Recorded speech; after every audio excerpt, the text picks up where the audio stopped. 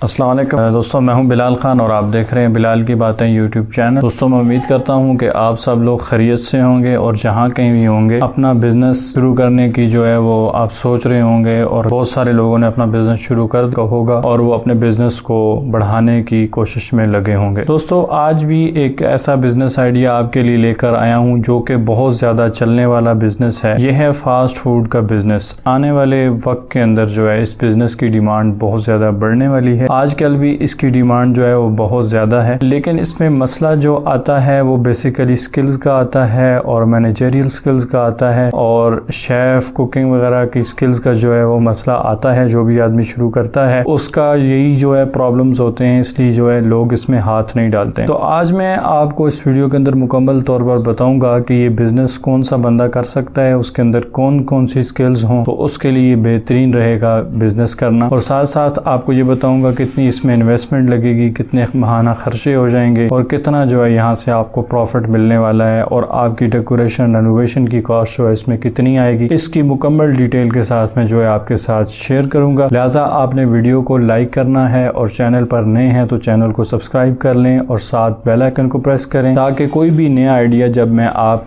के लिए लेकर आऊं तो आपको फौरन उसका नोटिफिकेशन भी मिल जाए। और दोस्तों के अंदर भी इस आइडिया को शेयर कीजिएगा, कमेंट्स में बताइएगा आपको ये वीडियो। सबसे पहली चीज ये है कि फास्ट फूड का बिजनेस कौन सा आदमी कर सकता है। मेरी नजर में फास्ट फूड का बिजनेस करने के लिए अगर आपके पास मैनेजरियल स्किल्स हैं, दूसरा रेसिपी स्किल्स हैं, कुकिंग स्किल्स हैं, तो ये बिजनेस आपके लिए बेस्ट रहेगा।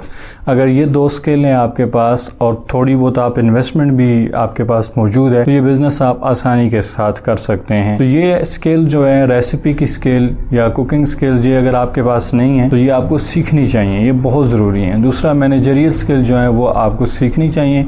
और अगर मैं एक्सपीरियंस की बात करूं कि किस बंदे को ये कितना एक्सपीरियंस होना चाहिए तो कम अज़ कम आपको 6 से 1 साल तक या 1.5 साल तक मैक्सिमम, अगर बेहतरीन काम आप समझ चुके हैं 2 साल जो है वो अगर आप लगा चुके हैं कहीं पे फास्ट फूड इंडस्ट्री के अंदर किसी रेस्टोरेंट के अंदर एज अ मैनेजर या एज अ शेफ जो है वो कुकिंग रेसिपीज आप बहुत अच्छी बना लेते हैं तो ये आप अपना कारोबार बहुत आसानी के साथ शुरू कर सकते हैं, इसमें कोई ज़्यादा मुश्किल नहीं है। दूसरे नंबर पे बात करते हैं कि आपको कितनी इन्वेस्टमेंट चाहिए होगी। देखिए, सबसे पहली जो जब इन्वेस्टमेंट की बात होती है किसी भी बिजनेस के अंदर तो इन्वेस्टमेंट को जो है वो मुख्तलिफ पोर्शंस के अंदर डिवाइड किया जाता है।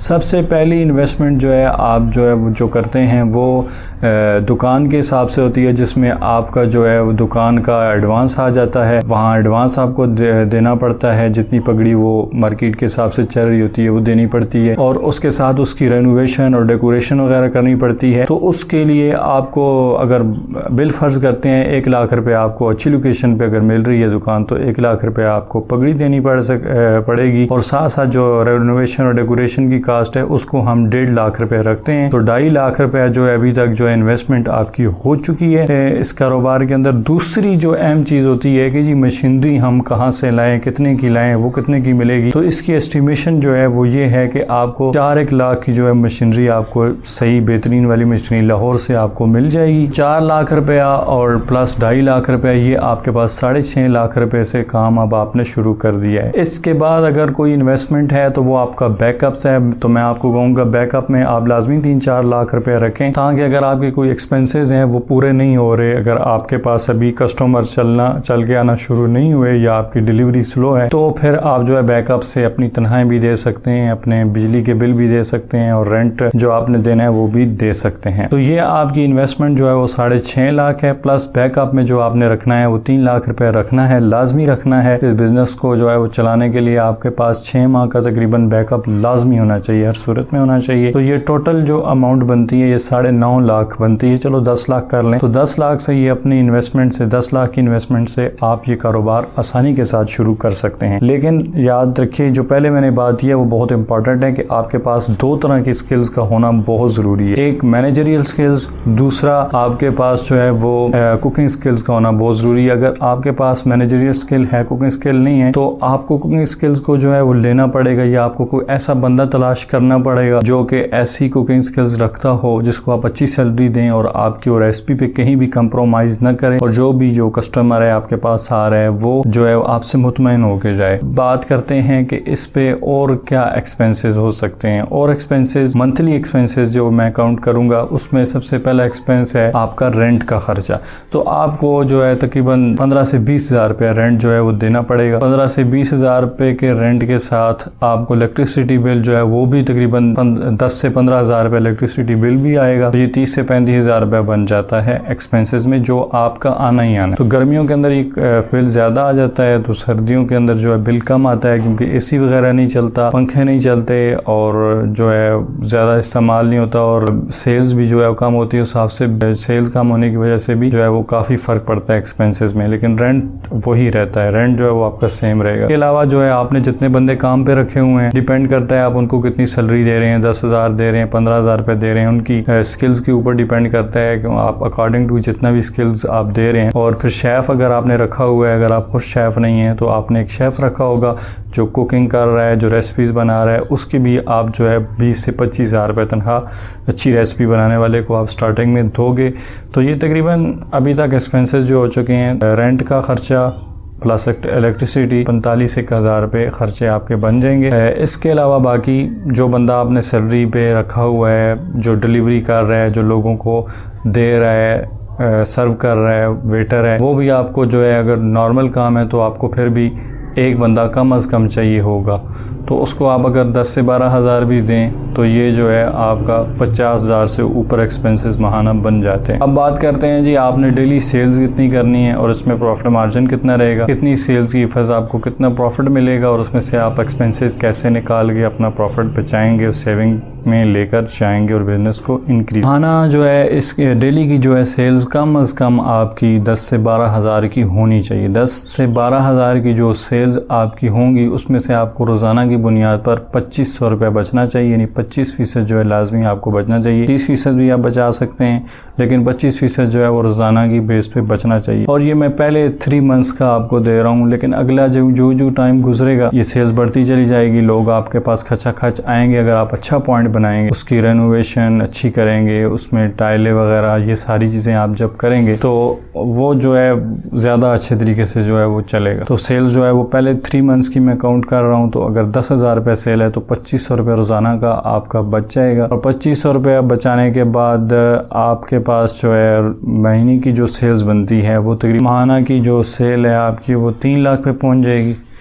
और 3 लाख पे पहुंचेगी और आप जो है उसमें से 25% जो है आपको उसमें से प्रॉफिट होगा। तो अगर आप 75 हज़ार रुपये लगा लें कि आपको रेवेन्यू आ जाया करेगा, उसमें से आप एक्सपेंसेस निकालें 60 हज़ार रुपये के, अभी आपको ये 15 हज़ार रुपये बच रहा है। तो आपने परेशान नहीं होना कि मुझे यार सिर्फ 15 हज़ार रुपये बच रहा है। ये सेल्स पे डिपेंड करता है। सेल 20 हज़ार हो जाएगी, एक अच्छा बिजनेस, एक अच्छी, क्योंकि 10 लाख से आप शुरू कर रहे हैं और बिजनेस भी महंगा आप कर रहे हैं, सेटिस्फेक्शन इसमें बहुत ज़्यादा करनी पड़ती है कस्टमर को। तो स्टार्टिंग में आपने प्रॉफिट बहुत कम रखना है, ठीक है। 20 से 25 हज़ार रुपये आपको बच रहे हैं, आपकी जेब में जा रहा है, तो बस बहुत है ये आपके लिए पहले 3 महीने के लिए। लेकिन जो ही नेक्स्ट मंथ आप जो है एक क्वार्टर को पूरा करने के बाद सेकंड क्वार्टर में जब आप चले जाएंगे तो यही सेल जो है इंशाल्लाह आपकी डबल होना शुरू हो जाएगी। उसकी वजह ये होगी कि लोग आपके रेस्टोरेंट को जानना शुरू हो जाएंगे, वहाँ पे आपकी रेसिपीज़ अच्छी हैं तो पसंद करना शुरू हो जाएंगे और आपके पॉइंट पे आएंगे, खाएंगे पिएंगे तो सेल्स बढ़ेगी। तो हो सकता है नेक्स्ट क्वार्टर जो है यही जो आपकी सेल्स है वो 6 लाख पे चली जाए माहाना, और वहाँ से आपको जो है बचत जो है वो 1.5 लाख रुपये जो है वहाँ से रेवेन्यू आना शुरू हो जाए। तो इस तरह आपके जो एक्सपेंसेस तो वही सेम वाले रहेंगे, ठीक है। हो सकता है कुछ थोड़े बहुत ज़्यादा हो जाएं, लेकिन आपको प्रॉफिट बचना शुरू हो जाएगा। लेकिन पहले मंथ में, पहले 3 मंथ्स यानी क्वार्टर जो है पहला, अगर आप थोड़ा बहुत प्रॉफिट भी बचा लेते हैं तो ये आपके बिज़नेस की बहुत बड़ी सक्सेस होती है। तो आप ये मुझे कमेंट्स में ना कहिएगा यार ये आदमी तो सिर्फ 8-10 लाख रुपए लगवाने के बाद, इतनी मेहनत करने के बाद, इतनी स्किल की बात करने के बाद ये कह रहा है कि आपको सिर्फ जो है 20 से 25 हज़ार रुपये बचेंगे। भाईजान जो बिज़नेस होते हैं वो अगर ब्रेक इवन पॉइंट पे भी चल रहे हों तो उनको बिज़नेस ही बोला जाता है, उनको ये नहीं कहा जाता कि वो नुकसान के ऊपर जा रहे हैं। ब्रेक इवन पॉइंट का मतलब ये होता है कि आपकी सेल्स आपके ख़र्चे और आपके इनकम जो है वो बराबर हो रही है। इसको ब्रेक इवन पॉइंट कहते हैं। लेकिन मैं तो यहाँ पे आपको ये बता रहा हूँ कि आपको बचत भी हो रही है 20 से 25,000 रुपया। अगर स्टार्टिंग में आपको ये बचत होना शुरू हो गई है तो इसका मतलब ये है कि आने वाले दिनों के अंदर, आने वाले नेक्स्ट क्वार्टर के अंदर आपको बचत जो है वो ज़्यादा करनी पड़ेगी, और ज़्यादा होगी, सेल ज़्यादा होगी तो आपका रेवेन्यू आएगा, रेवेन्यू से आपके ख़र्चे निकलेंगे, बाकी जितना भी खर्चे निकाल के आपके पास प्रॉफिट बचेगा वो आपका जो है। इसके अंदर कैपेसिटी है 1 से 1.5 लाख रुपए माहाना कमाने की। एक मतलब है कि एवरेज जगह पे अगर आप ये शुरू कर रहे हैं, बहुत प्राइम जगह पे शुरू कर रहे हैं तो फिर ये कई गुना ज़्यादा हो सकती है। तो बात कर ली हमने इनकम की, सेल्स की, एक्सपेंसेस की। अब हम बढ़ते हैं जी, आपने जो मशीनरी है वो कहाँ से लेनी है। लाहौर से आपने जाना है, वहाँ से आपने मशीनरी को लेके आना है। इसमें जो है फ्रायर लेने पड़ते हैं, ओवन लेना पड़ता है, एक वो बड़ा सा तवा होता है वो लेना पड़ता है। फिर आप जो फूड वाले हैं वो भी आपको तंग करते हैं जी, एसी लगाएं। फिर जो है वो आप जो है वो कीड़े वगैरह किलर करने वाला वो एक मशीन सी होती है, लाइट सी होती है, वो लगवाएं। तो इस तरह जो है वो आप चीज़ें जो है ख़रीद के लाएंगे। ठीक है। डेकोरेशन की बात करूं तो डेकोरेशन आप कैसे करेंगे। नीचे आपने टाइल लगानी है, साइडों पे भी आपने टाइल लगानी है, ऊपर आपने सीलिंग करनी है और बेहतरीन आपने फर्नीचर जो है वो मुहैया करना है। तो बेशक मैंने रेनोवेशन कास्ट जो है वो आपको थोड़ी बताई है, लेकिन वक्त के साथ साथ आप इसको इंक्रीज़ करते जाएं। फ़िलहाल 10 लाख के बजट के अंदर इतना ही हो सकता था कि मैंने आपको यही बोला है कि आप जो है उसके अंदर 2 लाख लगा दें। 2 लाख से काफ़ी अच्छी आपकी शॉप जो है वो रेनोवेट हो जाएंगी। अगर आप फुल टाइल नहीं लगा सकते, नीचे टाइल लगा लें, लेकिन साइडों पे आप ग्राफी कर लें और थोड़ी बहुत सीलिंग कर लें छत के ऊपर, तो थोड़ा सा एक्सपेंसेस जो है आप ज़्यादा करना चाहें, जितना गुड़ डालेंगे उतना ही मीठा होता चला जाएगा। तो दोस्तों ये आज का बिज़नेस आइडिया था। इस बिज़नेस आइडिया के अंदर मेन चीज़ जो है वो आपकी मैनेजरियल स्किल्स हैं। एक दफ़ा फिर यही बात करूँगा। दूसरा, आपके कुकिंग रेसिपीज़ जो हैं या आपने बंदा हायर किया हुआ है या आप ख़ुद कर रहे हैं, उसमें बहुत अहम रोल प्ले करती है। ये दोनों स्किल के साथ अब 10 लाख की इन्वेस्टमेंट के साथ फास्ट फूड का जो काम है वो आप बेहतरीन तरीके से कर सकते हैं, और वहाँ से आपके अंदर कैपेसिटी होगी 1 लाख रुपया माहाना खालिस जेब में डालने की, माहाना कमाने की। उम्मीद करता हूँ कि ये बिज़नेस आइडिया आपको पसंद आया होगा। काफ़ी दिनों से चाह रहा था ये वीडियो बनाऊँ, लेकिन आज मैंने कोशिश की है, बना दी है।